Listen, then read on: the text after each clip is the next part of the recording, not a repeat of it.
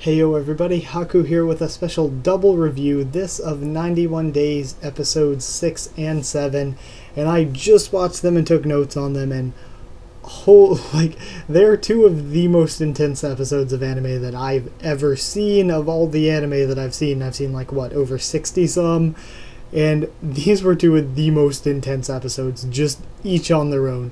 Like, I saw episode 6 and I was like, holy crap, my review of that, I'm just gonna have to talk about how insane it was. And then I saw 7, and 7 was just brilliantly written. Amazing.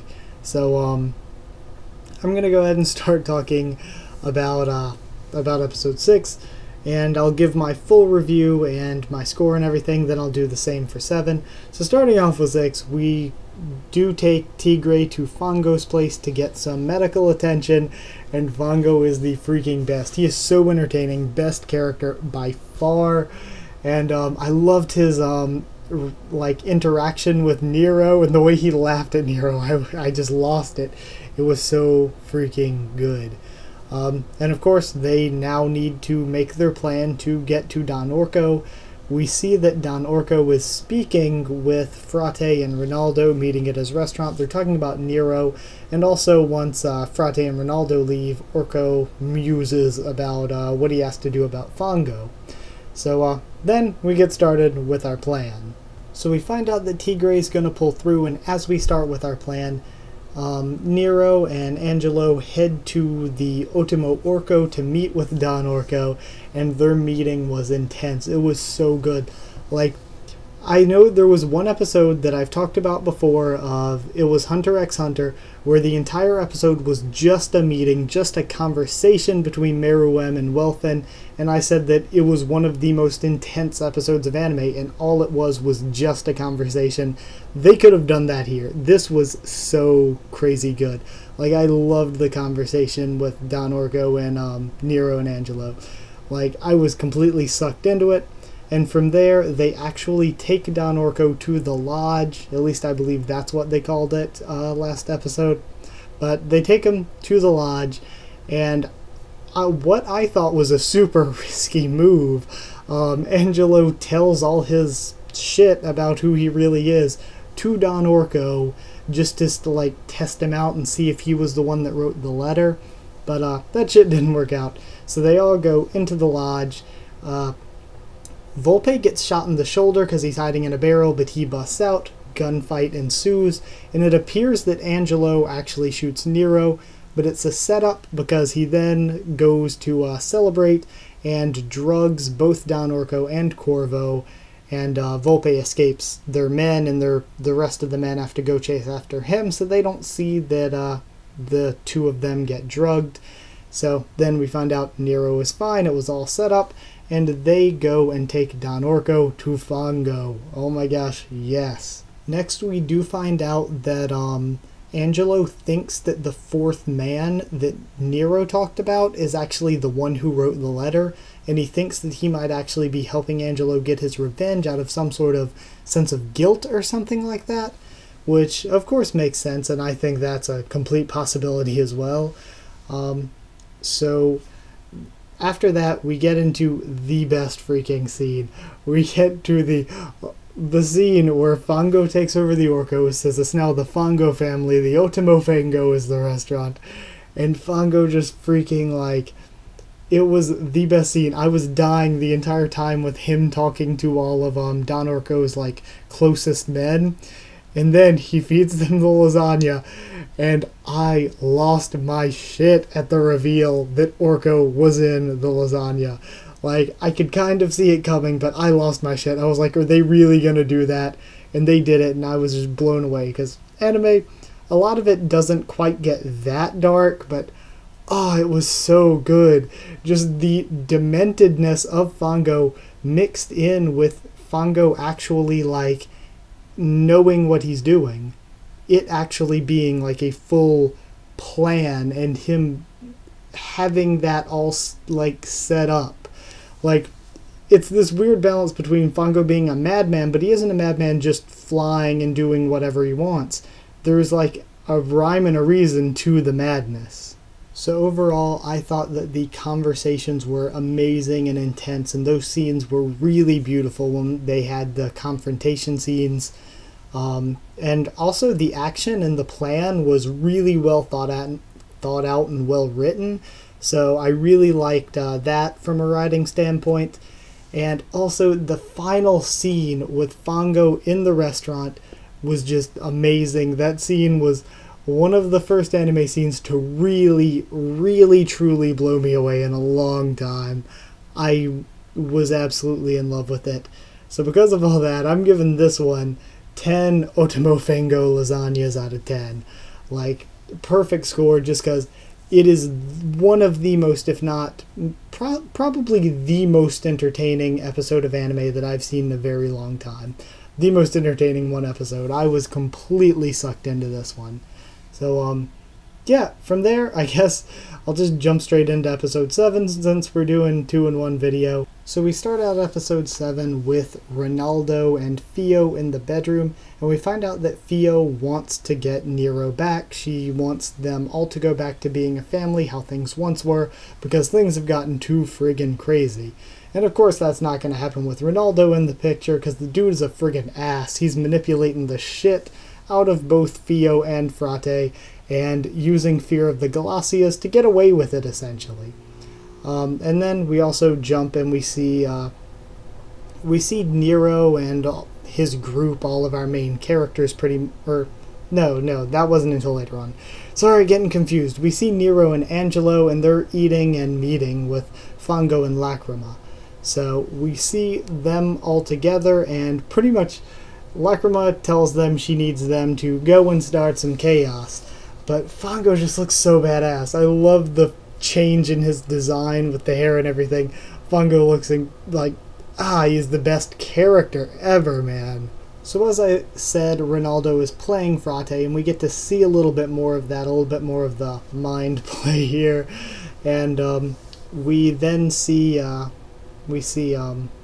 Volpe and Nero doing Fango's dirty work, essentially, and selling the Lawless Heaven to a Venetti bar.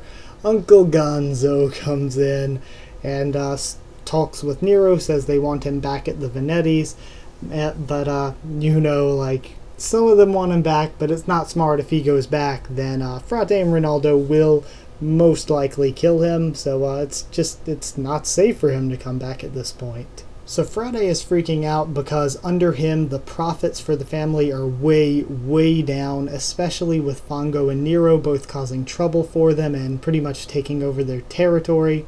So it's just driving Frate further down a dark road. So going from there, Fio actually finds Nero and brings him to Frate, and they all talk together, and we see the difference in ideologies and difference in what they think of where the family should go from here between Frate and Nero, and it's a bit unreconcilable at this point, honestly. So it was good to see the dichotomy between the two and how Frate wants the family to be under the Galacias because it means survival, and Nero wants them to fight back and be their own independent family because they either fight back and get destroyed by the Galacias, or they're going to be taken over by the Galacias and not mean anything anyway. So Angelo talks with Nero, then with Volpe, then he and Volpe try to do a drive-by on Ronaldo, and they shoot him in the arm. Then, of course, big surprise for me, Angelo kills Volpe, which was a really cool scene, sort of frames Nero for the attack on Ronaldo and Frate by making it seem like he just ordered Volpe to do it.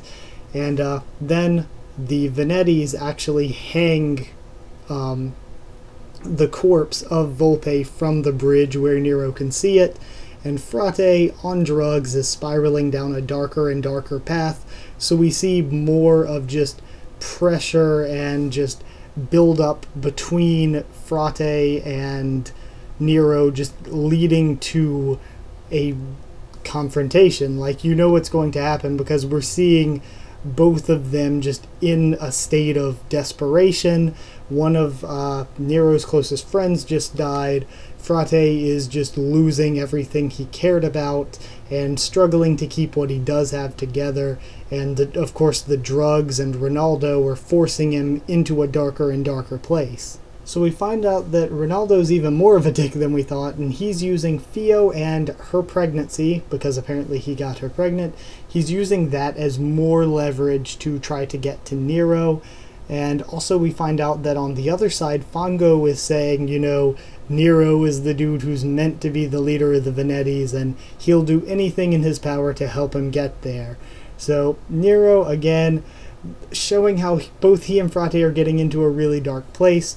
Well, Nero and Angelo hatch a plan. Angelo is sent to meet with Ronaldo and Fio, and he delivers a secret letter to Fio, pretty much keying her in on the plan to kill Nero. So then she Fio kills Ronaldo, and I loved that scene so much. I was so excited to see Ronaldo finally die, especially with Fio the one doing it.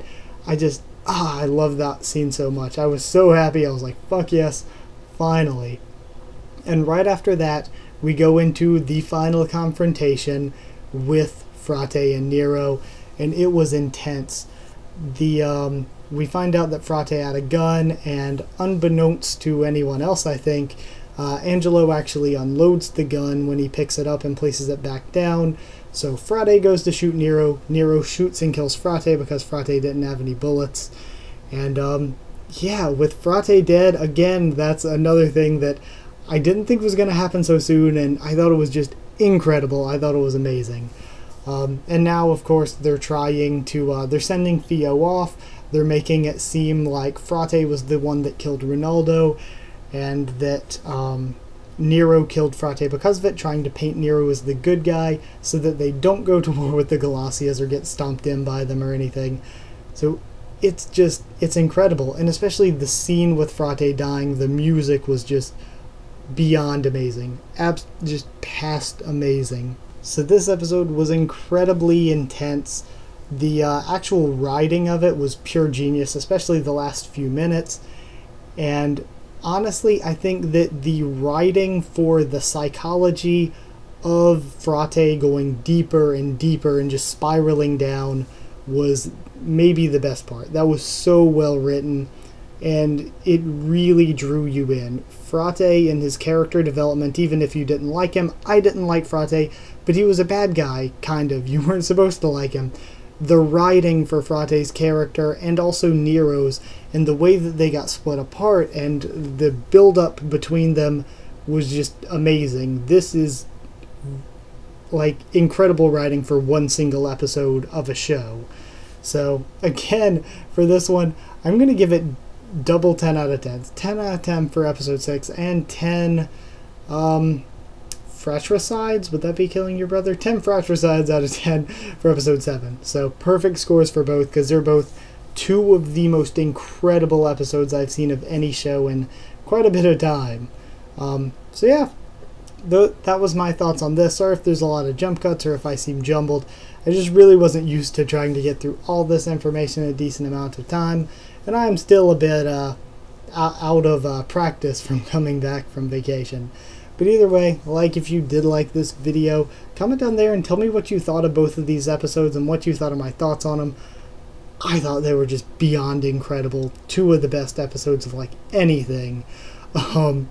Subscribe for more 91 Days, Tower of God, One Piece, a ton of other anime, manga, and comics and TV shows.